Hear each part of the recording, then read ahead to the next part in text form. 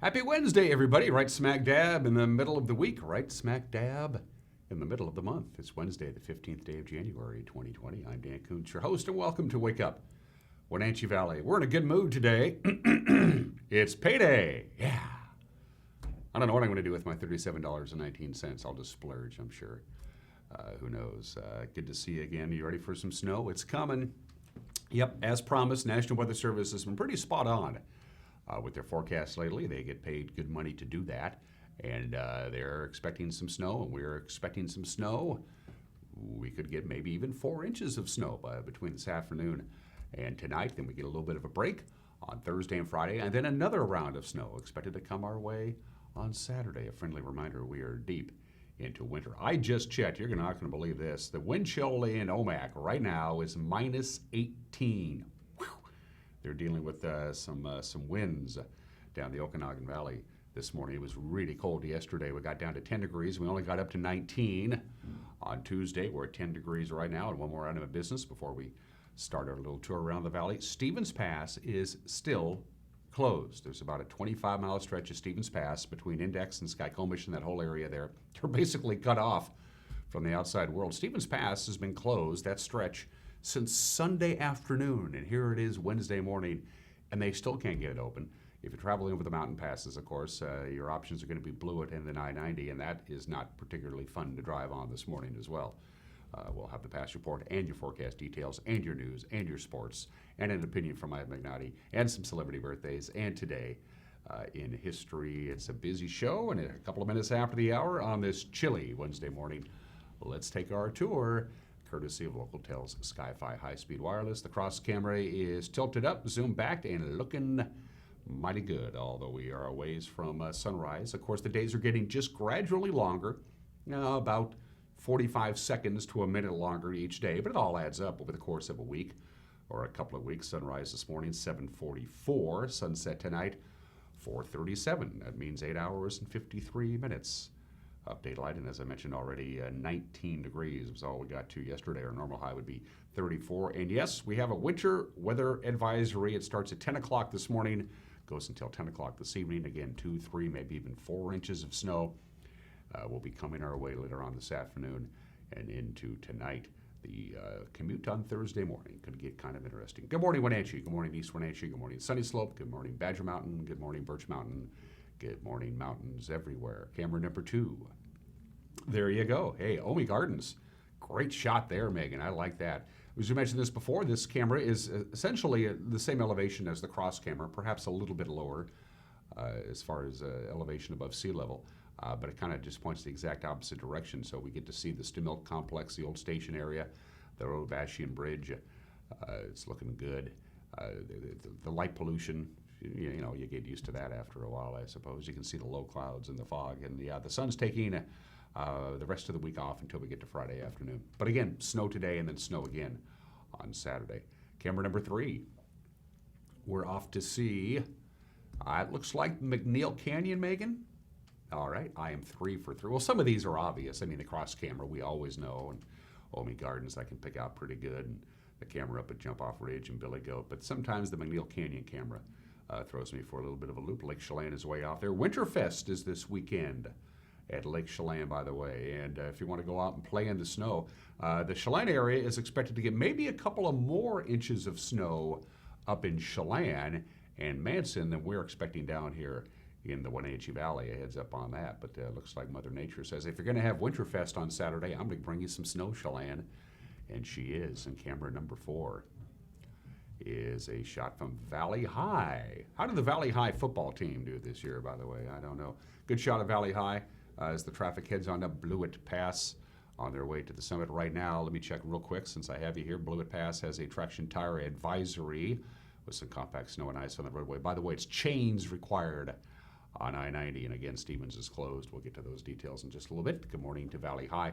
That picture is in black and white because it's not bright enough for the camera to switch from black and white to color, but it will be in about a half an hour. If we get a chance to take another tour around the valley, we'll do that as well. One more item of business to get to. My guests today, in a conversation we taped last week, our good friends from Wenatchee Rotary, Pete Venwell and Jill Leonard, dropped by their 2020 Rotary Building Communities Auction is coming up on January 25th. So Pete and Jill paid us a visit. We'll have that interview for you in the back half of the hour. It's just about 6 minutes after the hour. This is a brand new slide. Just came in from the National Weather Service right before we went on the air. Here's our next round of snow. As you can see there, it's valid between later on this afternoon through Thursday afternoon. But most of the snow that we are expecting will be after 4 o'clock until around midnight or so tonight. So you can see for the Wenatchee Valley, 3 or 4 inches of snow, at least a couple of inches anyway. Upwards of 4 inches for the Wenatchee Valley. You get to the higher elevations, the Wenatchee Heights, the Stemilt area, the East Wenatchee Bench. Elevation means everything. You could get 4 inches of snow. It's expected to start later on this afternoon. Again, the winter weather advisory is in effect from 10 o'clock this morning until 10 o'clock this evening, and it's really cold up in the Omak, Okanagan area. So everybody is going to get some snow today. It's coming, by the way, from the south. So just look for the south, and that's where you'll see the snow coming our way. All right, from Patriot Plumbing, Heating and Cooling, they give your home a hug. Here's your forecast from the National Weather Service. Again, a winter weather advisory in effect. It starts at 10 o'clock this morning, goes until 10 o'clock this evening. Going to get some snow, most of it late in the afternoon into the evening hours. We're talking 1 to 2 inches of snow before the sun goes down. We'll top off at 23 degrees, and then another 2, maybe even 3 inches of additional snow overnight tonight into the wee small hours of Thursday morning.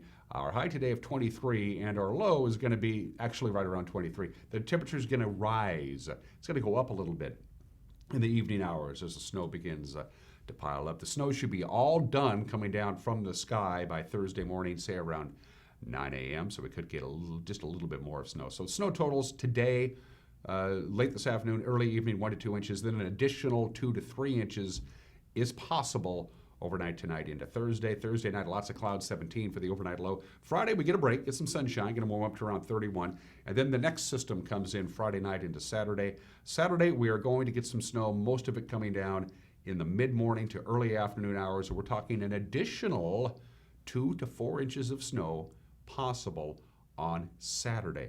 Okay, so you were warned. Saturday night, cloudy, 25 for the overnight low. We'll wrap up the weekend Sunday. For a lot of folks, it's a 3-day weekend because Monday is Martin Luther King Jr. Day. It's going to be cloudy Sunday, warming up to about 38, so look for a little bit of snow melt.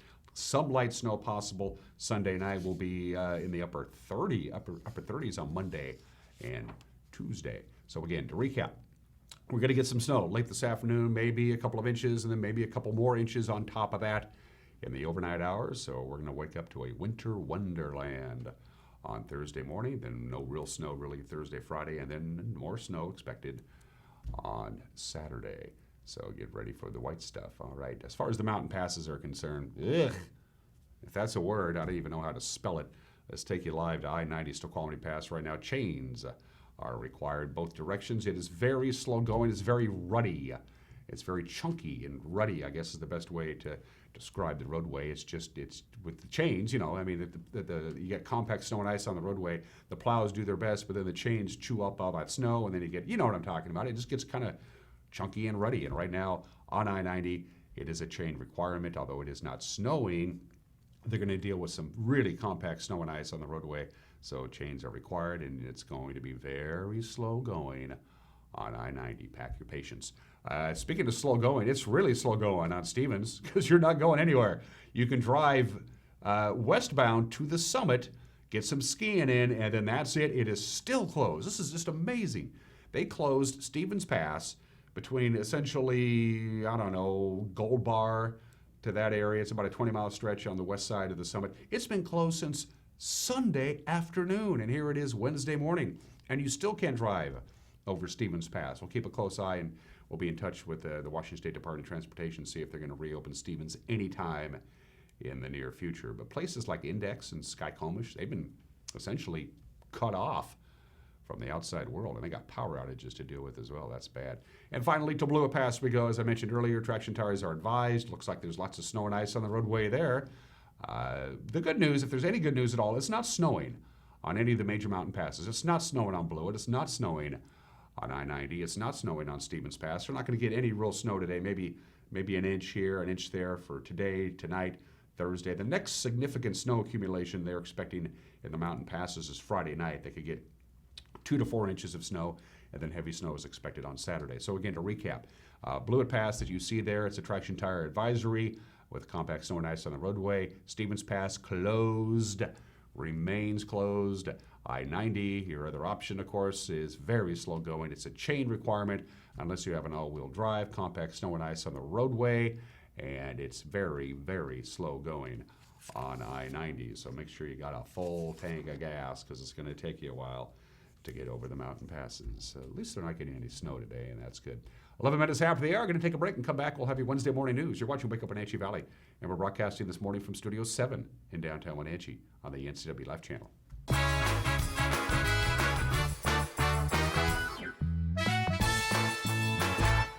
My name is Lacey Haggerty, and I'm a nurse midwife with Columbia Valley Community Health.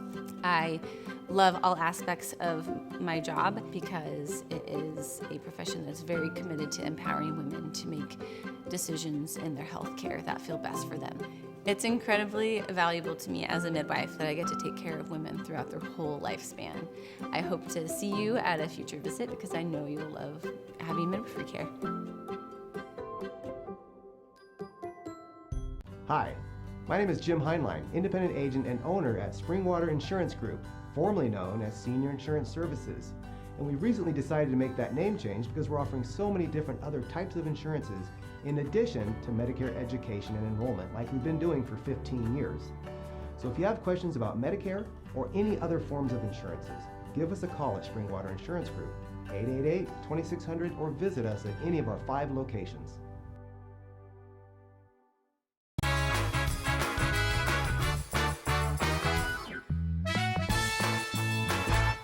Just about 13 minutes after the hour, cloudy skies, a cool 10 degrees. We have a winter weather advisory. It begins at 10 o'clock this morning, goes until 10 o'clock this evening. By this time tomorrow, by this time Thursday morning, we could have upwards of 4 inches of snow on the ground here in the Wenatchee Valley. Here's what's making headlines. A 2-car accident yesterday morning on Highway 28 sent both drivers to the hospital with injuries. The Washington State Patrol says 33-year-old Joshua Vines of East Wenatchee was traveling east on Highway 28 near Trinidad. This happened about 6:50 yesterday morning when he crossed the center line and struck a westbound car being driven by 40-year-old Wendy Nevarez Macias of Ephrata. State Patrol says Vines was trying to avoid hitting a deceased deer in the roadway. That's when he crossed the center line and hit Nevarez Macias' vehicle. Both cars came to rest on the westbound shoulder of the highway. Both drivers were injured and transported to Central Washington Hospital. Well, that 70-year-old Kashmir woman who allegedly admitted killing her 96-year-old mother in cold blood is still in jail this morning on a $1 million bond. Our own Jefferson Robbins files this report. Chelan County Superior Court Judge Travis Brandt said Monday there's probable cause to hold Anita Burgess Jones in jail for the death of her elderly mother, Catherine Burgess Whitseye. Jones called police early Saturday and told them she'd killed her mother in their shared home in Kashmir. Chelan County Sheriff's deputies say Jones, who's 70 years old, admitted attacking her mother at about 2 a.m. as she left the bathroom, bludgeoning her with a statuette, strangling her, and stabbing her 3 times with a steak knife. Asked why she'd killed her 96-year-old mother, Jones allegedly said, "I guess I must have hated her." Deputies said Jones also admitted to painkiller addiction and said she heard voices in her head. Jones is the listed owner of the house in the 400 block of Pioneer Avenue where the killing occurred. State records show both women used the address on their voter registration. Jones's relatives told Brandt they tried twice in the last week to get her involuntarily committed. Prosecutors are likely to charge Jones with first-degree murder. It's the first case of murder in Chelan County since 2017. Jefferson Robbins, NCW Life. Thank you for that report, Jefferson. Jennifer Tyler, who's been fired twice as a deputy from the Chelan County Sheriff's Office, appeared yesterday before the Chelan County Commissioners. She wants her old job back. Her union, the Deputies Sheriff's Association, says Sheriff Brian Burnett interfered in union business when he fired Tyler last August after she criticized a candidate for Guild Vice President in a chain of emails. Tyler told commissioners she's been praised by her supervisors and similar standards have not been applied to others on the force.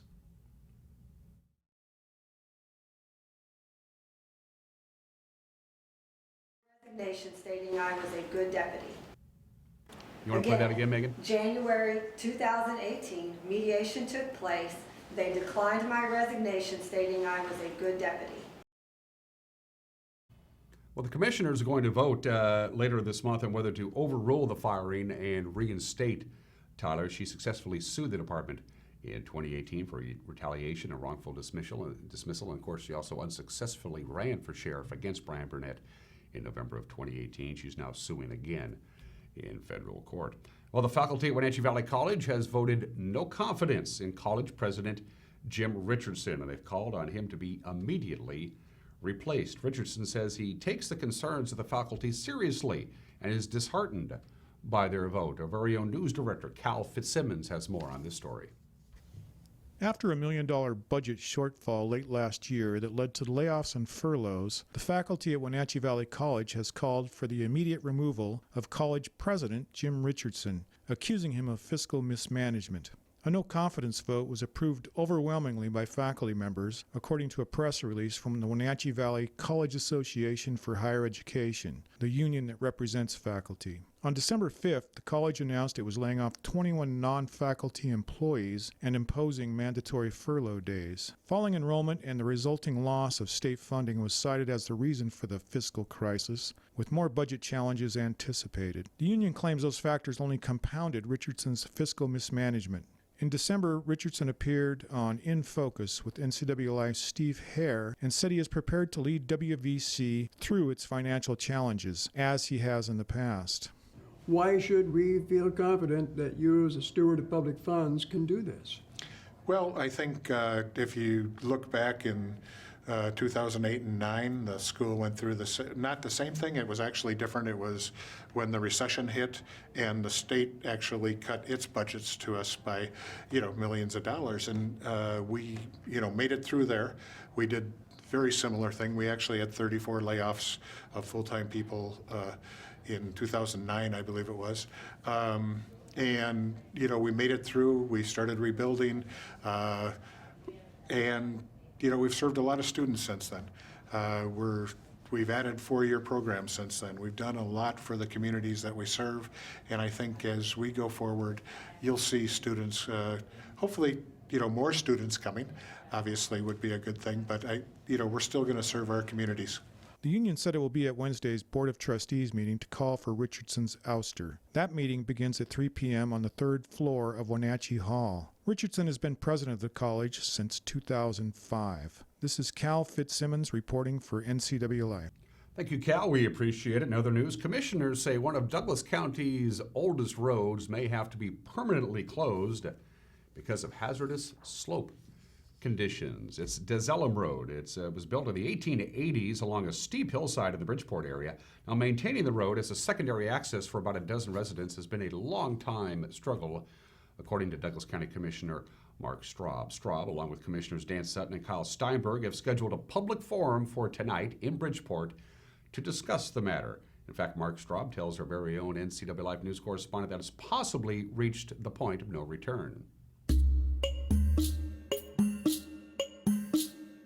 This is an issue that didn't happen overnight. It's been a road, a portion of the road that's been unstable for decades, probably almost 100 years in fact.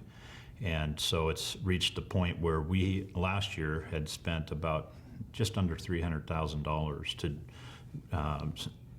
try to stabilize the road and get a few more years out of it. And actually just here in the last several weeks, the road is actually failing, and we have video and pictures that demonstrate this, where a large portion of the road is sloughing off. And so for us, the second to the last thing that we want to do is close a road, especially knowing that it will add some inconvenience. It's not the primary or the only way in and out for those 9 or 10 families up there, but it does add about 15 to 20 minutes to the route. But I say it's the second to the last thing we want to do. The first thing that we don't want to ever have to do is wake up and explain why somebody lost their life or was injured because we didn't take appropriate actions.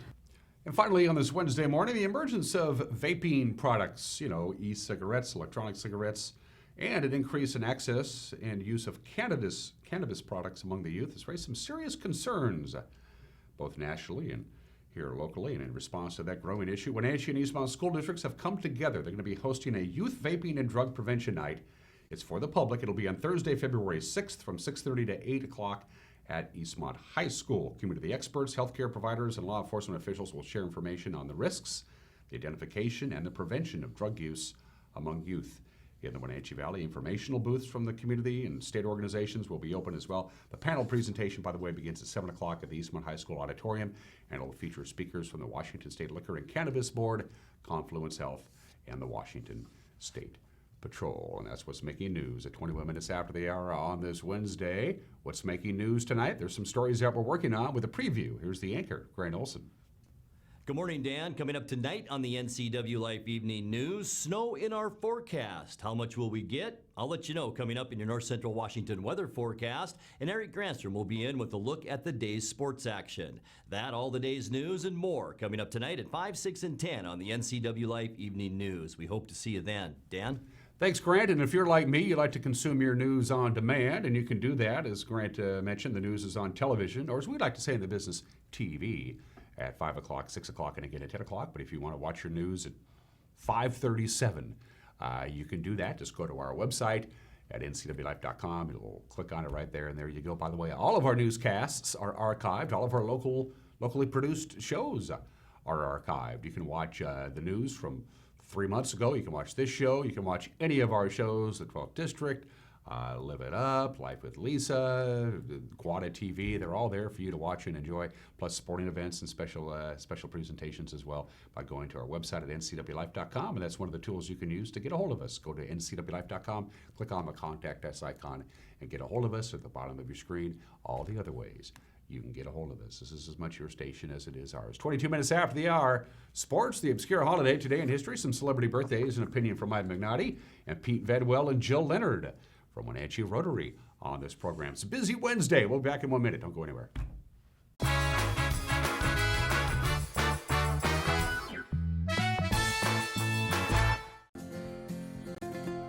At Local Myth Pizza, we believe in real food, freshly prepared with only premium ingredients. Our cheeses are imported from Italy. Our sauces, dressings, and even our sausages are made in-house fresh daily. Featuring Northwest craft beers and 30 Chelan Valley wines and ciders. Family fun and amazing food. Eat local, drink local, and be local at Local Myth Pizza. Come see why Sunset Magazine says you can't beat Local Myth Pizza.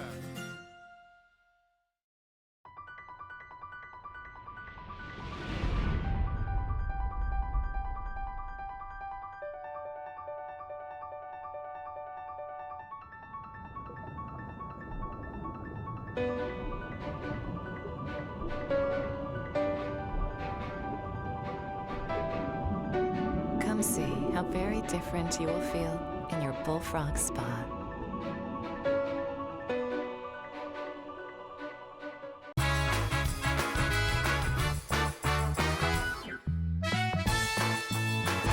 We're back at 23 minutes after the hour. If you're just joining us, going to get a little bit of snow this afternoon and some snow tonight. By the time you wake up tomorrow morning, we could have anywhere from 3 to 4 inches of fresh snow on the ground here in the Wenatchee Valley. Let's dive right into it. Sports. Let's take a look at the Les Schwab Prep scoreboard from yesterday. We'll start out with girls bowling. Wenatchee sweeping 2 games, and both Bakers from Ellensburg. Of course, that's a non-league match. Eastmont also a non-league winner over Sela. So with just a couple of weeks left in the season, Wenatchee leads the Big Nine. They're 8-2. Ike is in second after the win over Sunnyside yesterday. The Panthers have just 2 league matches remaining. They host West Valley Tuesday of next week. Then they travel to Ike on Thursday of next week. If they win both, Wenatchee will host the Big Nine district tournament at Eastmont Lanes. Eastmont, as you see, is in third place. They're 6-3. They have 3 matches left. They travel to Moses Lake Thursday. They got Davis Tuesday, and then they wrap up the season at home on the 28th against Sunnyside. To the Les Schwab Prep Wrestling scoreboard from last night. Wenatchee, no problems at West Valley. There was 8 forfeits. That usually gets the job done. The final was 69-6. They did get some wrestling in. The Panthers' Oscar Martinez won at 132 pounds. Leo Gutzweiler pinned at 152. Orlando Rodriguez pinned at 182. And Tony Hambleton pinned at 120. So Wenatchee is tied at Sunnyside at 3-0 in the Big Nine dual meet season. They'll host Moses Lake tomorrow night at 7. Eric will be there. Matt Side, he'll provide play-by-play in the NCAA Live channel, and then you can watch it on TV following hockey night tomorrow night at 9 o'clock. The Chiefs, Moses Lake, they come in after a 63-16 win over Ike, so they improved to 3-1 on the dual meet season. Moses Lake has 6 pins in their victory, including one pin that just took 35 seconds, Hunter White at 132 pounds. That's impressive. It came down to the final match of the night in Ellensburg. The host Bulldogs and visiting Ephrata. They were tied at 36-36. Then Lucas Tucker pinned Joshua Wickers in the super heavyweight match to give Ephrata the victory. Also in wrestling last night, Ephrata topped East Valley. Lake Roosevelt won a non-leaguer, and the Wenatchee girls got a win at West Valley 18-6. Les Schwab Prep basketball scoreboard. Let's go to the ladies in Central Washington Athletic Conference play. Toppenish over Ephrata, East Valley over Quincy. No real problems there. In Caribou Trail League action last night, Chelan beat up Cascade 61-18. And in the North Central B League, Lake Roosevelt, no trouble with Manson. They're winning 51-7. And in the battle of first place, Waterville-Mansfield beat Brewster 68-47. The Shockers have another big test. They'll be at Liberty Bell to see if they can hold on to first place. Toppenish put up 93 points in the Les Schwab boys basketball scoreboard. 93. Yeah, they beat Ephrata 93-87. Also in the CWAC last night, East Valley defended their home court. They beat Quincy 63-41. Cashmere, 18 points from Sam Phillips, a non-league victory over Clay Elum. Chelan held Cascade to single digits in 3 quarters last night. The Goats beat the Kodiaks 59-34. Nate Harding and Reed Stamps led 4 players in double figures, each with 13 points. Chelan coach Jeff Pearl said, and I'm quoting now, "We continue to shoot a dismal percentage from behind the arc, but our guys are figuring out that when we're at our best when we attack the rim," end quote. So apparently they attacked the rim. And finally, our schedule for the rest of the week and into the weekend. On television sports, tomorrow night, of course, it's hockey night. It always is here. On Thursday, the Wenatchee Wild hosting the Trail Smoke Eaters. Arch Ecker will have the call at 7 o'clock. And then, as I mentioned before, we'll bring you the Wenatchee Moses Lake wrestling match with Eric Grandstrom right after hockey. That's at 9 o'clock. On Friday, Grant Olson will be courtside at Eastmont High School. Wildcats host Sunnyside, Big 9 doubleheader. The girls' game, we'll have it for you at 6:30. The boys to follow at 8 o'clock. Then on Saturday, Eric will be at it again. We'll be at the Wenatchee High School Gymnasium for live basketball. Panthers hosting Eisenhower. The girls' game at 5:30. The boys' game to follow. And you can watch those live Saturday right here on your home for local sports, the NCW Live channel. And those are just some of the games that people are playing. On this Wednesday, 28 minutes after the hour, I had 3 choices for the obscure holiday. Today is National Strawberry Ice Cream Day. I'm surprised I didn't pick that. I like strawberry ice cream. Today is National Bagel Day. I like that too. But no, we're going to go with Hat Day. Today is National Hat Day. Probably the oldest human clothing accessory known to mankind is the hat. Hats have been worn throughout history for any variety of reasons. Hats would indicate social status or the branch of the military you happen to be in. People in a position of authority would wear hats. Hats would protect you from the sun and the rain and stuff like that. So dig out a hat if you have a favorite hat and wear it today. You've probably noticed I'm not really much of a hat guy myself, but that's just me. But I have some fun facts about hats. The fedora was originally intended for women to wear. The men kind of co-opted that. Men will do that, you know. Hatters traditionally make male hats, and milliners traditionally make female hats. And we've all seen these fake Viking helmets with the horns that come out of the side. The Vikings never wore those things. And the last president to wear a top hat for his inauguration, Richard Nixon. We all know how good that turned out, so they don't do that anymore. Happy National Hat Day today. 29 minutes after the hour. A lot of interesting things happened on today in history. For instance, happy 131st birthday to the Coca-Cola Company. January 15th, 1889. The Coca-Cola Company was founded, incorporated in Atlanta. It was known as the Pemberton Medicine Company because Confederate Colonel John Pemberton was in the Confederacy, was wounded in the United States Civil War, and became addicted to morphine and decided there must be something better to be addicted to than morphine. How about soda pop? Coca-Cola is one of the 30 companies that make up the Dow Jones Industrial Averages, and Coca-Cola is a good investment.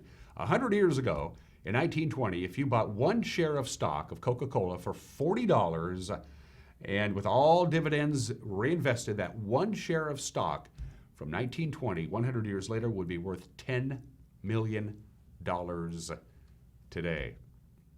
Not bad. Happy birthday to one of the iconic American companies, Coca-Cola. 131 years old today. Happy birthday to basketball.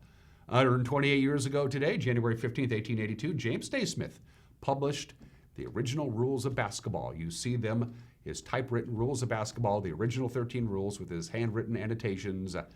They're right there. The original rules sold at auction in December of 2010 for $4,339,000. That's the most money ever paid for a piece of sports memorabilia. Pretty impressive.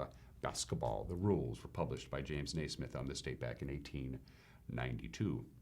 This is the 101st anniversary of the Great Molasses Flood of Boston. A wave of molasses flooded the streets of Boston. 21 people were killed. 150 were injured. It was a ginormous storage tank, very poorly built. It held 2.5 million gallons of molasses. It was very cold in Boston, and then it got really warm really quickly. The molasses expanded. The poorly built molasses storage tank couldn't handle it. The tank just collapsed. The molasses flooded out. Can you imagine this? They say Boston Harbor was brown all summer long, and 21 people died in the Great Molasses Flood of 1919. Not the way to go. Happy 77th birthday to the Pentagon, the largest office building in the world. There it is. It was dedicated on this date in Arlington, Virginia, 77 years ago today, January 15th, 1943. 6.6 million square feet. It's a big building. 17 miles of hallways and corridors, and yet it's only 5 stories high. And the reason why it's only 5 stories high is that this was World War II, and steel was in great demand for other important things. So when they built the Pentagon, they built it out of concrete. They built it out of concrete, not steel, and because of that, they can only go so high. It's only 5 stories high. And when they originally built the Pentagon, you need steel to make elevators. And again, steel was hard to come by, and so when the Pentagon opened in 1943, there were no elevators. In fact, there were no elevators at all in the Pentagon until they renovated the Pentagon about 20 years ago. Then they put in elevators finally. There's about 70 of them there. Public tours of the Pentagon were suspended after the September 11th terrorist attacks. They have never been resumed. How many people work every day in the Pentagon? 26,000 people work in that building every Monday through Friday. Pretty impressive. The Pentagon is 77 years old today. And of course, we've been doing Super Bowls because it's that time of the year. Today was the day that the very first Super Bowl was played. Yeah, it was known as the AFC-NFC championship game. They didn't call it the Super Bowl for a couple of years after that. Most people still called it the Super Bowl. The Green Bay Packers defeating the Kansas City Chiefs. The final was 35-10. It was a close game. It was only 14-10 at halftime, and Green Bay ran away with it. Both CBS and NBC televised the game. CBS had the rights to the NFL. NBC had the rights to the AFL, so both were allowed to televise the game, but they had to use CBS's camera crew and technical personnel. The original broadcast tapes erased. They no longer exist. You cannot watch the original broadcast. They erased the tapes. That's what they did back in those days. Los Angeles wasn't even awarded the game until 7 weeks before the Super Bowl was played. They didn't even set the date until December 13th. There's Max McGee, the very hungover Max McGee. Max McGee was not expected to play in the first Super Bowl, so he went out on the town on that Saturday night, and, well, he played hungover and played very well. How many empty seats were there at the LA Coliseum? 33,000. I'm kidding you not. On this day, January 15th, 1967, you could go to the LA Coliseum, buy a ticket, and go watch the Super Bowl for $12. Can't do that anymore. Anyway, the Super Bowl I was played on this date 53 years ago at the Coliseum in Los Angeles, California. Today is the 42nd anniversary of Super Bowl XII. The Dallas Cowboys defeating the Denver Broncos at the New Orleans Superdome. The final there was 27-10. The very first indoor Super Bowl ever played. The Superdome has hosted more Super Bowls than anybody, but this was the first one ever held indoors. What did Denver do? Lots of interceptions and lots of turnovers. This was the very first Super Bowl played in prime time on the East Coast. Smart move there, NFL. The first Super Bowl between two teams who had already played each other in the regular season. The Cowboys beat the Broncos 14-6 on the final Sunday of the NFL regular season, and then they played each other again a month later in the Super Bowl. And for the first and only time, two players won Super Bowl MVP honors, defensive tackle Randy White and defensive end Harvey Martin. Super Bowl 12 played on this date 42 years ago today. And by the way, the Dallas Cowboys were the only NFC team to win the Super Bowl during the 1970s. And that wraps up Today in History. We got some celebrity birthdays for you today. The Reverend Dr. Martin Luther King Jr. was born in the state in 1929, shot to death in Memphis, Tennessee at the age of 39 in 1968. Won, of course, the 1964 Nobel Peace Prize. Civil disobedience, the Civil Rights March. An American legend, the minister and activist, the Reverend Martin Luther King Jr., born in this date in 1929, would have been 91 years old today. Ronnie Van Zant, the lead vocalist, the primary lyricist, and the guy who helped found Leonard Skinner, was born in the state in 1948, perished in a plane crash, as you know, at the age of 29 in 1977. Rock on, Ronnie Van Zant. He's up in heaven right now, playing with his buddies, barefoot as usual. And happy 41st birthday to Drew Brees. Life is good. He was a San Diego Charger, of course, for a while, got injured, sat out. The Marlins picked him up, and his career just took off. Drew Brees. He holds the NFL records for career pass completions, career completion percentage, career passing yards, career touchdown passes, and yeah, he's got a Super Bowl ring with the New Orleans Saints. Drew Brees is 41 years old today. Hey, while I'm thinking about it, you know, Winterfest is this weekend, this Saturday, up there in Lake Chelan. This would be a good time to take advantage of Campbell's destination deals. You know the deal by now. All I got to do is be from our area, be from the North Central Washington area. Give Campbell's a call. Say, hey, I want to come up and enjoy the weekend at your fine resort, and you can get a room at Campbell's, the luxurious, pampering Campbell's Resort. You can get a room starting at just $95 a night. But again, it's for locals only. Take advantage of it this weekend. Go up to Lake Chelan, enjoy the snow, and enjoy Winterfest, and kick back at Campbell's Resort. 37 minutes after the hour, Mike McKnight's got an opinion. Then my conversation with Jill Leonard and Pete Van Well for Wenatchee Rotary. Their big auction's coming up on the 25th. That's still to come between now and the top of the hour. You're watching Wake Up Wenatchee Valley on the NCW Life channel.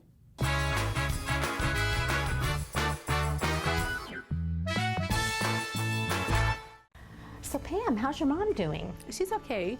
She's struggling. She'd like to stay in her house, and it's getting harder for her to do the daily chores. What kinds of problems is she having? Just basic house cleaning, you know, taking care of her house, yard work, taking care of her medicine. Mm-hmm.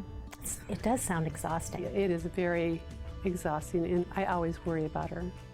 Aging in Adult Care can assist you or your loved one to remain comfortably and safely in their own home. Contact them today to start the conversation.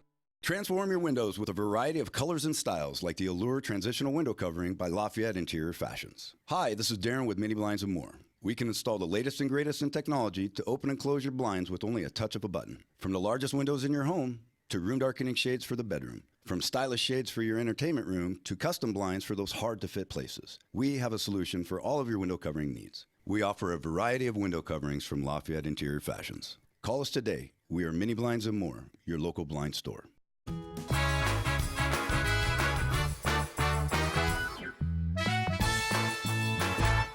Hey, this is Mike Mad Dog Magnotti, and everybody is entitled to my opinion. Now, do you know what group very possibly is going to ensure Trump's re-election in 2020?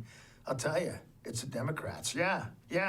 If the Democrats won't put up a viable candidate who is even close to being good choice for us libertarians and dissatisfied conservatives, we're just going to have another 4 years of our current president. Now notice, I didn't go out of our way to say our current administration because the way Trump hires and fires his cabinet members and the regularity in their resigning if they're not fired, other than Donnie himself, who knows who'll be running the executive branch. But like I say, Trump may be reelected, and if he is, I'm gonna bet it's mostly gonna be the Democrats' fault. This is Mike Mad Dog Magnotti, and that's my opinion.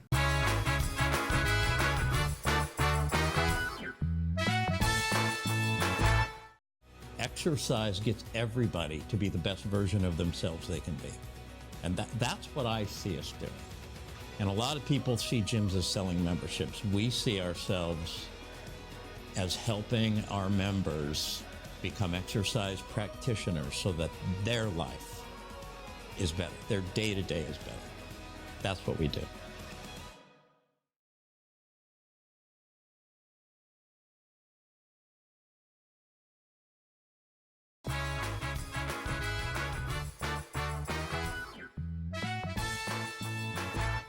And we are back on Wake Up Wenatchee Valley. I am Dan Kuntz. The Wenatchee Rotary Club does an annual auction, kind of annual. We'll get to that in just a little bit. Calendar's kind of cattywampus this year because the local Wenatchee Rotary is celebrating their centennial next year, so they got some cool things going on. And so they've adjusted a couple of things, specifically the auction. Pete Van Well was here last year to talk about their annual auction. He raised over $100,000. That's their goal again this year. Pete's back again, and he brought somebody who's a lot better looking than Pete. Jill, introduce yourself to our television family. I'm Jill Leonard, and I am the chair/do-all of the auction. Okay, so this is your baby.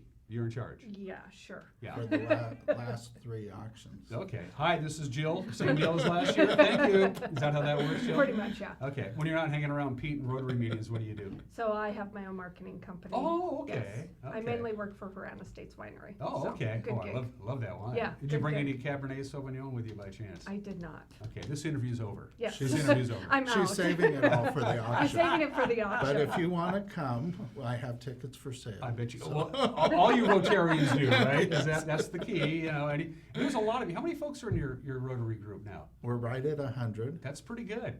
That's Yeah. pretty good. A lot of service organizations, I want to address this, are having a hard time keeping memberships going. I've spoken to a lot of groups. I've spoken to Lions clubs and exchange clubs and Rotary clubs and what have you. And it always seems to be a going concern. The next generation isn't kind of moving into the service club area. What's going on, Pete? What can we do to stem that tide? Well, I think we're actually starting to see the tide turn a little bit. So I'm really happy. We've got a lot of young members, a lot of energetic members who are very young. We're doing things not only in the community, but we're also doing things in the world community, I think, that appeals to that generation. So we are seeing that tide turn. So that's really cool because we're bringing a lot of younger folks in. So that's really great to see that. You agree with that, Jill? I do. Yeah. Is it talk about the recruiting process? Because I've been recruited for a number of service organizations, and also I've served on any nonprofit boards. Basically, it's a couple people say, we think your skill set fits good with us, as opposed to a service organization just kind of want to pay it forward is all you really need to do, right? Right. Yeah. Yeah. I usually look for people who are community service minded like me, and then I share with them what our goals are, what we've done, and what they can do. And that's how we get the younger people in, is because they're starting to get that service mind to them. Especially if they've decided that this is home. I'm going to put down Correct. roots here. My kids are going to go to school here. I might as well join a service club. Yep, correct. Yeah. Well, and I think they see what a great community we have for giving, for involvement. We have so many activities, so much going on, and of course we also have people in need, and we have things that we need to fill the gap to make things happen. So I think a lot of the young people now are starting to see that. The other great thing about Rotary is, it's really a leadership. There's the networking and all that, but you really start out by making friends, and you learn a lot about leadership through the club and the different programs we have and the different activities we have. We set up committees, we get people involved, chairing things, and we try to match people to their interests and their loves, because you don't want to have a service club where people hate what you're asking them to do. Yeah. And it's funny, one other item, and I can speak of this from personal experiences by speaking in front of numerous service clubs. You guys seem to have a lot of fun at your meetings too. Yeah. You mentioned fun. Yeah. Looks like you're having a good time. Oh yeah. And the nice thing is if any of your viewers are interested in joining the Rotary Club, we meet Thursday at noon at the Red Line, and we pay for your first lunch. So come check us out. Free food. Yeah. And the odds are very good you're going to know somebody in Rotary. If not necessarily Wenatchee Rotary, you got Confluence Rotaries, you got all the other Rotaries that are out there doing good works. How did you get the gig, Jill, to having to run the auction? Because Because I'm crazy. No, I have an events background. Okay. So I've done events for the Wenatchee World with their wine thing. I've done with the Humane Society. It's just kind of my gig. I get really excited on auction night. I'm worth the price of admission just to see me running around. I'm pretty mellow, but that night I'm crazy and I love it, and the energy just spurs me on. So that's why they. Is it a hard sell for local businesses, Jill? Because you've been doing this for so long. You know, hey, Bob's whatever it is. What are you going to donate this year? Great, come, I'll pick it up. Or do you have to? I think it's a pretty good sell because we guarantee we show them the results. Like when we tell them we're going to do, for instance, the pump track, they saw we set our mind and we are going to do it. So I think we sell them on delivering of what we say we're going to do. So it's not that hard. People are willing to help out because it stays in the community or it helps worldwide. Like they're seeing the difference in it. Well, last year you had people who were actually going, why haven't you, on Facebook and stuff, why haven't you called me about this? We'll donate. Our kids would love that pump track. So, it is a kind of an easier sell because we've been around for so long. We're talking about the pump track. Pete, why don't you give folks an idea of what exactly it is that we're talking about? Because this is what last year's auction money went to, right? Yes. Well, just a portion of last year's money. We spread it out around the community. So the pump track is going to be a new addition to Lincoln Park. It's for people who have BMX bikes to jump, and it'll be up in the corner of Crawford and Methow. So if they know that corner of the thing. And it's kind of a legacy project because they did have to take down the Play Village, which the Rotary Club built 22 years ago. I actually was there helping put it up, and but it's become old, kind of a hazard. It served its purpose very well. The kids loved it, but you're right. Everything has a certain shelf life, and it was getting to the point where it was hard to maintain, wasn't it? Yes, and they're going to put cool stuff in its place. Yeah. So a little bittersweet to see the old playground play equipment come down at Lincoln, or it was like, well. It was because we were trying to contact people who had donated planks in the fence, and Rich Peters and Gene Anderson, who are in our club, they did the work. They did the mitering of the people's names on the fence. So it was a little, and I live in that neighborhood, and my kids grew up with that. So it was really hard to see one day it's there and the next day it's. Were you able to keep the fence? Do you have the names on the posts on the fence, or is it all? We do. Someone in Rotary has them. So if you know a Rotarian, contact if you did donate, because somewhere we have the fence posts, and we kept them with the names, and they can have them back. And I think the city of Wenatchee had posted something about coming to find them too. Let's go back to the auction proper. Last year, over 100, I want to say 120 some odd thousand was raised. Is that right? 117,583. Not to get exact. See, that's why she has the job. Do you have a goal this year, and who's the beneficiary? Our goal this year is 120,000.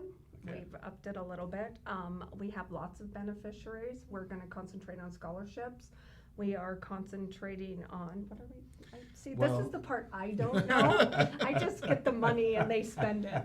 Well, first off, our scholarship program, it is just shy of $500,000, $500,000 in the corpus. So we're hoping to get that corpus to 500,000. Did I say 500 million?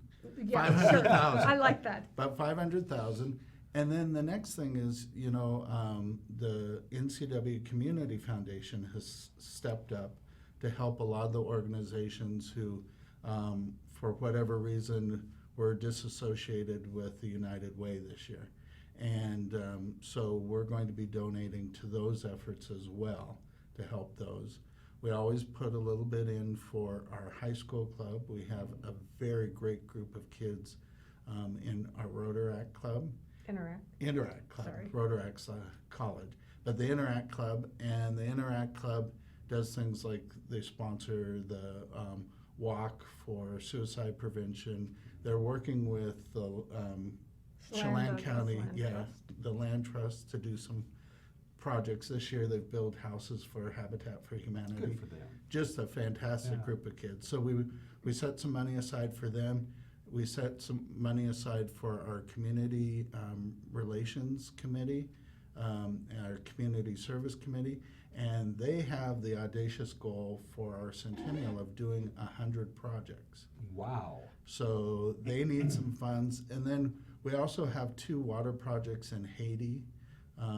We want to be on the front end of Rotary is looking down the road of maybe trying to get fresh water to everybody in the world.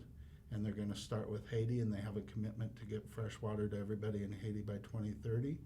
And we're one of the clubs that is front and center on that, our whole district's involved with that. Plus, we have a water project we had already started 10 years ago for the citizens of Milo, Haiti, and we have fresh water at a school that people can come in and get their fresh water there.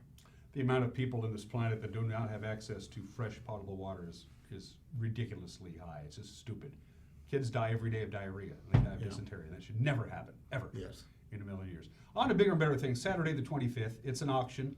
Walk me through the program. First of all, is it silent and live? Because It is silent some people and live. really want this particular item, but they don't like to hold the paddle up. Yes. You know, they get a little. Walk me through everything that's going to happen on the 25th, Jill. So we have a good array of silent and live auctions. We also have some activities, the fun heads and tails to get them stretched out. We're doing cornhole tournament and it's sponsored by Washington Trust this year. So we're gonna have a tournament in the lobby, and then we're going to auction off those boards. We're not sure exactly what it looks like, but we're going to, and the cornhole tournament person is going to get some prize. So we're still working that out. We have a balloon pop, so you're guaranteed at least a minimum of $20 prize. And then, of course, we're doing a wine cellar because we live in wine country. There you go. And Gee, is Horanda States going to be bringing in any wine? yes, they have a lovely basket, Yes, I'm just I'm saying. Yeah, so then they come in, we have a lovely dinner. The convention center has really upped their food, I think. They're I do doing too. great. I do too. Yeah, I And agree. then our auctioneer is a friend of Laurel Turner from the Women's Resource Center, and he's been doing it, this will be his fourth year. Okay. And he's retired from auctions, but he does ours. Okay. And he is very engaging and just loads of fun. Who's the Master of Ceremonies? Who's the MC this year?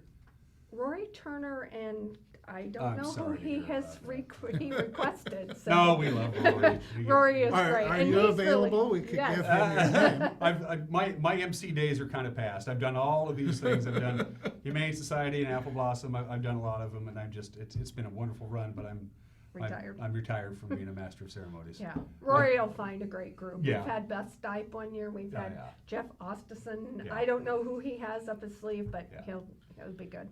So, but the nice thing too with our auctioneer is that he does it pro bono. So Doesn't charge a thing. Huh? So again, we work really hard to make sure, and when she's giving you numbers, she's giving you net numbers. We work really hard to make sure that there's all the money that people are bringing to the auction, everything that's being donated is going to the causes that we are trying to support. Because I might not know the causes by heart, but I know where those numbers are going and where we're at, and we keep the expenses down. Before we proceed any further, because we're running out of time, you brought a little list of all the stuff that you guys have done in the years past and been part of the auction. You want to read a couple of those off real quick? Sure. So in the years past with auctions and raffles, because we used to do the car, our Rotary Park has generated over $200,000. Of course, that was with some other clubs helping too, but that is a valuable resource. We've helped the museum, Washington Park, the YMCA, the Boy Scouts, the Girl Scouts, the railroad, the Niles Saunders Railroad. We have a kiosk at the airport, the Red Cross, the Land Trust, Youth Exchange. We kind of spread it out, but make a great impact. Absolutely. So let's meat and potatoes time. January 25th, Wenatchee Convention Center. What else do people need to know as far as tickets? What's it going to cost me? All that good stuff. It's $65 per person. You can get away with more than that. Well, we want them to spend some money That's on true. some live auction So things. $65 will buy you Dinner. Dinner. and into the auction. Into the auction, And right. a portion of that does go to our net proceeds, so we do keep that down. And you can get tickets at WenatcheeRotary.org, or you can find one of the local Rotarians. It's as simple as that. It's easy. It's as simple as that. It's good to see you, Jill. Good Sorry to about see you. having to hang around Pete. That's all right. What do you do? Let me know how it goes. I will. Yeah, give us an update after it's all over on the 25th, maybe that last few days in January. Get a hold of me and let me know how you did. Sounds wonderful. All right. It's good to see you. Thank you. Pete, always, All right, always Dan. a pleasure, We'll my see friend. you next year. You know it. No, don't be such a stranger. Don't be such a... Anytime you want to come, Jill, you can. Okay. All right? Pete, Great. call ahead, please. You're watching Wake Up Wenatchee Valley. We'll be right back.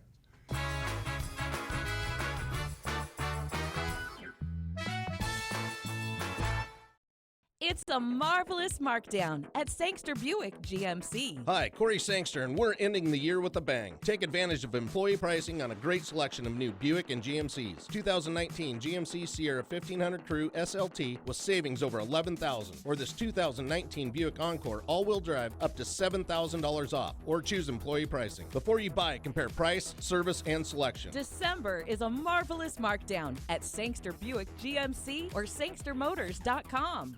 Local breweries are on a roll in Wenatchee. Brewers Row, that is. Start with Wenatchee Valley Brewing Company near Riverside 9 Apartments. Continue south down Riverside Drive to Columbia Valley Brewing. Then it's off to Badger Mountain Brewing on the corner of Orondo and Columbia Streets. Further south on Columbia is 509 Beer Works. Each has its own charm, unique menu, and some of the best locally made brew around. Find it all on Brewers Row along the waterfront in downtown Wenatchee.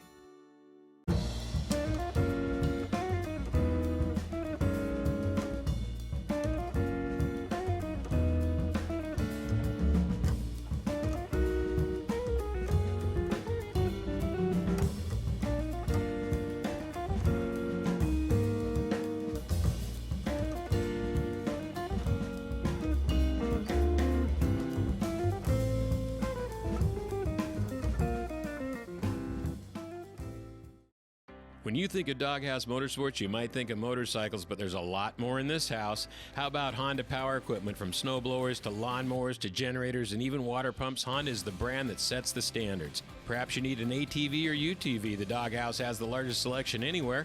Did we mention watercraft and snowmobiles? And of course, we have motorcycles too. Back it up with terrific customer service and you have Wenatchee's best motorsports store 5 years running. Isn't it time for you to be in the Doghouse?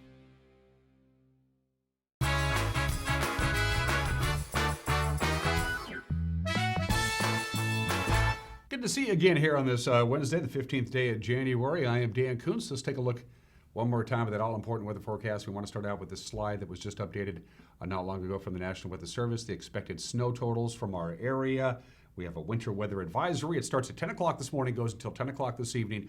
Most of the snow that we are expecting today will be coming down starting about 3 o'clock or so this afternoon. It's going to really last off and on until the wee small hours of Thursday morning. So we're expecting upwards of a couple of inches of snow today, and then maybe up to 3 inches of snow, now they tell us, for tonight. So we could wake up anywhere from 3 to maybe 5 inches of fresh snow here on the ground in the Wenatchee Valley. Now up in the Chelan area, you could get even more snow, and certainly in the Methow Valley and up in the Omak-Okanagan area, even more snow. This system, by the way, is coming in from the south. It's packing some moisture with it. It's going to collide with the cold air, and here comes the snow. So again, we are expecting some snow anywhere, again, from 2 to maybe 5 inches of snow by the time this system comes through and is done with it by mid-morning on Thursday. Again, there is a winter weather advisory. It starts at 10 o'clock this morning. So what's it look like? Real quickly, a couple of inches of snow possible. Again, later on this afternoon, an additional couple of inches, upwards of 3. So again, when it's all said and done,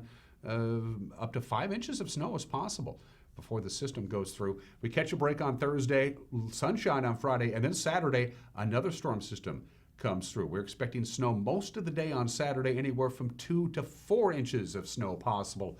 On Saturday, we'll have a better idea of exactly how much snow for the weekend by this time tomorrow. Mountain passes, as you might imagine, are just not very fun. I-90 is open. That's the good news. The bad news is very rough going. Its chains are required. It's very ruddy. It's very chunky. And it's very slow going on Snoqualmie Pass, but at least it's not snowing. Stevens closed. Stevens Pass has been closed since Sunday afternoon.